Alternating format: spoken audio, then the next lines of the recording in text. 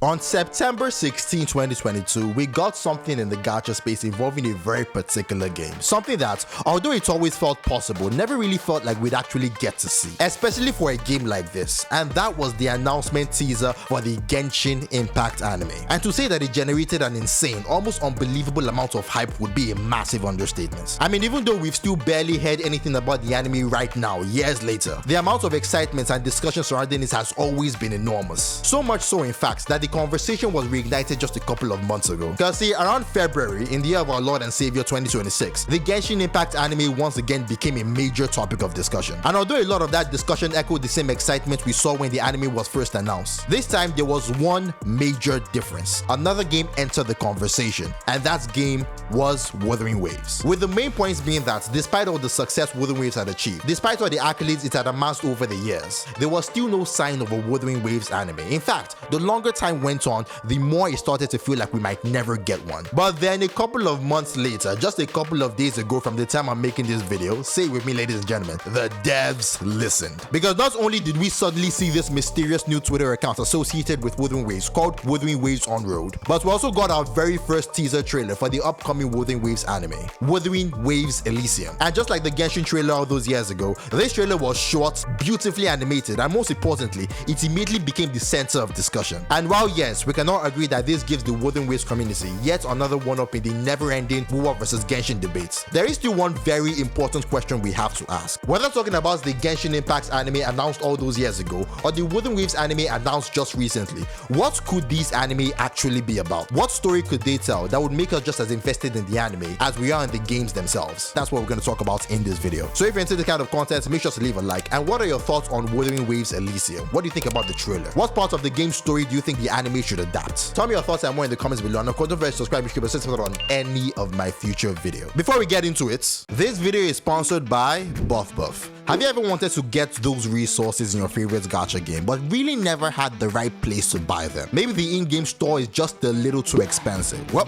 that is where BuffBuff comes in. I mean, whether you're looking for a Lunites subscription, a weapon skin, or many of the numerous other items available in the Wuthering Waves shop, BuffBuff lets you get them for up to 70% of the in-game price through its self-top-up service, helping you save more of your hard-earned money while still getting everything you want in-game. And the best part is that the whole process is incredibly simple. Just select the item you want, choose your preferred payment method, whether it's the Razor Gold, your credit card, or one of the many other supported options, then tap the top up button and you're good to go. And yes, I understand, how about security? Are we safe purchasing these things? Well, you also do not have to worry about that, because BuffBuff is an officially certified game top-up platform with over 150 Trustpilot reviews and 700 plus positive user reviews, making it a trusted place for all your gamer spending. So what are you waiting for? Click the link in my description below, start saving on your next top-up, and get those resources you've been waiting for all this while. Once again, thank you BuffBuff for sponsoring this video, and now let's get into it. Now, if you're going to talk about this anime, especially what Wuthering Waves could cover, and more importantly, what would make for the most entertaining story, I think there are two main directions this anime could take. Directions which, in my opinion, range from the most predictable and least interesting routes all the way to the absolute best direction you could possibly choose. The first route, and honestly the most boring one, is simply giving us an anime adaptation for the game as we've already experienced it. Now, this almost certainly is not going to be the case, if for no other reason than what we've already seen in the trailer itself. I mean, there's pretty strong evidence online, from sources as reliable as even Fat Fluffy Penguin, that the region featured in this trailer is actually Lilyland. And in case you're not aware, Lilyland is yet another sub-region in Renacita, much like Reguna and Septimont. And more importantly, it's a place that we did not get to visit in-game while we were still in Renacita. But even if we entertain the headcanon that the trailer could still somehow reflect the story we've already experienced, there is still one question that I think most of you probably have. Why do I think this would be a boring approach? And this question is very interesting because when we talk about the Genshin Impact anime, my opinion is actually the complete opposite. I think having an anime that simply retells everything we've already gone through with the Traveler would actually be incredibly exciting. So why the contradiction? Why do I want Genshin to retell its story but not Wuthering Waves? And see, it all comes down to one simple thing: our experience with both stories. See, I think one thing we can all agree on, regardless of where we stand in the Genshin Impact versus Wuthering Waves debate, is that both games tell phenomenal stories. I mean, regardless of how you feel about either game, regardless of how you think they became as popular as they are, one thing we can all agree on is that these games haven't just amassed a massive audience, they have also sustained them. And you simply don't do that unless you're doing something right. And I think one of the biggest things that both games got right is their storytelling. I mean, the conversation that these stories create, the deep lore woven into them, and by extension, the worlds themselves. themselves. These are the things that have kept players invested for years. But where the conversation becomes a lot more interesting is when we stop talking about what these games tell and instead start talking about how they tell it. Because in the same way we can all agree that both games tell phenomenal stories, I also think we can comfortably come to another conclusion, that one of these games tell a story a hell of a lot better than the other. Cause see, as someone who's been playing Genshin Impact literally since day one, and I've stuck with it all the way to right now, one thing I can confidently tell you, and something you probably already noticed yourself if you played for that long, is that yes, Genshin Impact has always had a phenomenal story, but where it has always lacked for the longest time is a cinematic presentation. In giving a style of storytelling that is constantly engaging to the audience, one that pulls you into the moment instead of simply explaining it to you. Now, to give credit where credit is due, especially with the more recent world quest and story quests, Genshin has improved tremendously in this area, but the reality is for the longest time, all the way up until Nordcry, a strong cinematic presentation was something the game simply did not have, due to faults that the game demonstrated that always held us back, whether it's the fact that the game told us more things than it showed us, or the classic Genshin storytelling formula of 99% dialogue and 1% cutscene. I mean, these were things that have become synonymous with the game, at least up until very recently. So imagine an anime that takes everything we've already experienced and presents it in a truly cinematic way. I mean, I don't know about you, but to me that would honestly feel like a breath of fresh air. I mean, imagine the traveler expressing far more emotion instead of feeling like an almost self-insert for most of the game. Imagine emotional moments like Teppei's story in Inazuma being presented with stronger direction, better animation, a much more expressive performance. Imagine the overall story of Genshin Impact as we've already experienced it, simply being given more life. These are the kinds of things that I think not just the Genshin Impact community, but the Gacha community as a whole would genuinely appreciate. But at the same time, these are exactly the kinds of things that Wuthering Waves does not need. Because as much as you hear people say that Wuthering Waves is one of the best, if not the single best Gacha game on the market, one of the biggest reasons behind that praise isn't just the quality of the story, it is also in the way the story is presented. I mean, if you watch any of my Wuthering Waves analysis videos, one thing you hear me say in almost every single one, regardless of whether I thought the story itself was good or bad, is that Wuthering Waves is an experience. Because in reality, it actually is. I mean, ever since the launch of version 2.0, it almost feels like the developers challenged themselves, not just to improve the writing, but to constantly improve the presentation of that writing as well. And that is exactly what we've continued to see even up until right now that I'm making this video. Whether we're talking about the Kotathea quest, a quest absolutely filled with memorable moments, one whose final battle and ending cutscene remains some of the most iconic scenes in the entire game, or the Frolova quest, which,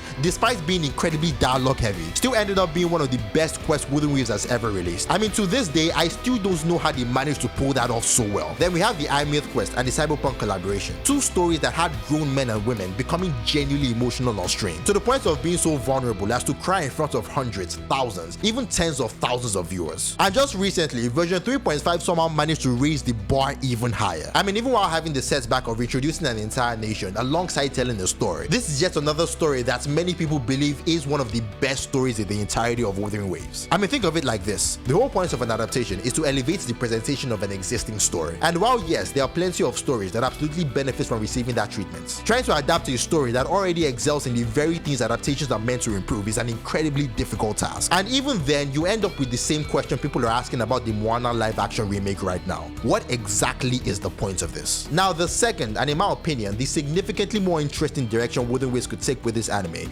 is to completely move away from the rover and instead focus on everybody else. And honestly, based on everything we've seen in the trailer so far, this really feels like the direction they're heading towards. I mean, we see Kotathea alongside another character, a character we've never actually interacted with in game, but rather one that we may have seen briefly in passing. Because the current speculation throughout the community is that this is Kotathea's sister, the very same sister we saw at the end of the Septimon story, where we had that conversation with Kotathea about her adoptive parents and their child. And the fact that this trailer chooses to focus on a character we've barely met is, in the very least, some evidence that the anime may not simply be retelling the rover's journey. Which brings us to the obvious question, why do I think this approach is significantly more interesting? And the answer is one simple phrase: world building. Because whether we're talking about Wuthering Waves or Genshin Impact, and yes, this would also be a massive win for the Genshin Impact anime, because this is where both franchises even have the opportunity to do something truly special. See, when you look at most of the major gacha games on the market, something interesting becomes very apparent. Despite looking, feeling, and often even matching the production quality of AAA titles, what the audience expects of these games are absolutely different from the expectations of both AAA titles or really any other form of media. I mean, think about it. In how many other forms of media do you constantly hear conversations conversations about something like character integration, especially to the point with which you hear them in this genre. How many movies, TV shows, or anime are judged primarily on how often every supporting character appears? I mean, there are games that completely replace their protagonist halfway through the story. There are TV series where beloved characters disappear for entire seasons. There are anime where certain characters show up only once and are never seen again. And most people don't even question any of these things, but in gacha games, it is completely different. I mean, time and time again, we have seen entire communities criticize a story simply because a favorite character disappeared for a few months. We've reached points where instead of stories being judged by how emotional they are or how well they're written, they are judged instead by how many playable characters appear, how well those characters are integrated into the narrative, and perhaps even more importantly, what those characters are doing when the main story is over. Because yes, we are the protagonists, we go on our own journey, we solve our own problems, but what happens when we're not there? And really, that is the kind of question I think an anime, especially a gacha game anime,